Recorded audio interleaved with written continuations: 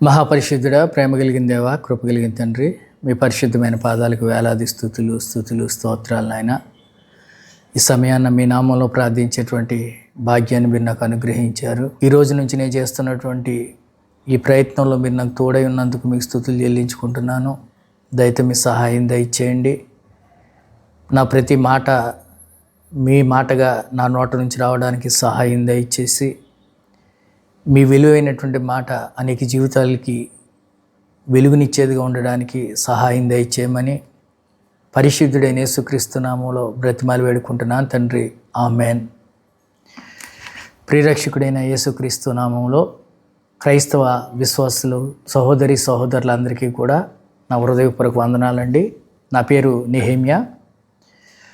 ఈరోజు నుంచి వాక్య ధ్యానం అనేటువంటి కార్యక్రమాన్ని ప్రారంభిస్తున్నాను.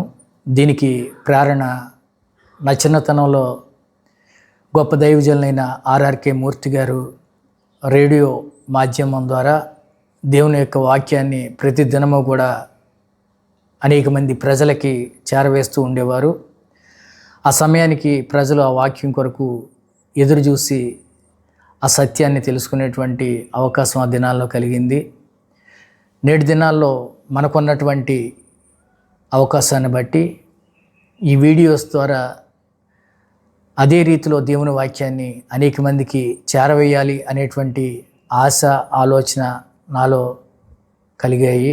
దానికి కారణం ఈ లోకంలో ప్రజలందరూ కూడా వారి వారి పనుల్లో చాలా బిజీగా గడుపుతున్నటువంటి పరిస్థితి. ఏ ఒక్కరికి కూడా వాక్యాన్ని తెలుసుకోవాలని కానీ వాక్యాన్ని ధ్యానించాలని కానీ ఆలోచన కూడా రానటువంటి దినాల్లో మనం ఉన్నాము. రోజుకి ఒక అధ్యాయం చెప్పినైనా కనీసం వాక్యాన్ని ధ్యానించాలి. ఆదికాండం మొదలుకొని ప్రకటన గ్రంథం చివరి వరకు కూడా వాక్యంలో దేవుడు మన కొరకు వ్రాయించినటువంటి అనేక సంగతులు మనం తెలుసుకోవాలి. ఆ సత్యాన్ని బట్టి మనం నడవాలి అని చెప్పి ఈ కార్యక్రమాన్ని ప్రారంభిస్తున్నాం. దేవుడు త్రియేక దేవుడు, ఆయన తండ్రిగా, కుమారుడిగా, పరిశుద్ధాత్ముడిగా ఏ రీతిలో అయితే ఉన్నారో అలాగే మనిషిని కూడా ప్రాణము, శరీరము, ఆత్మ అనే 3 భాగాలతో తయారు చేసినట్లుగా మన అందరికీ తెలుసు.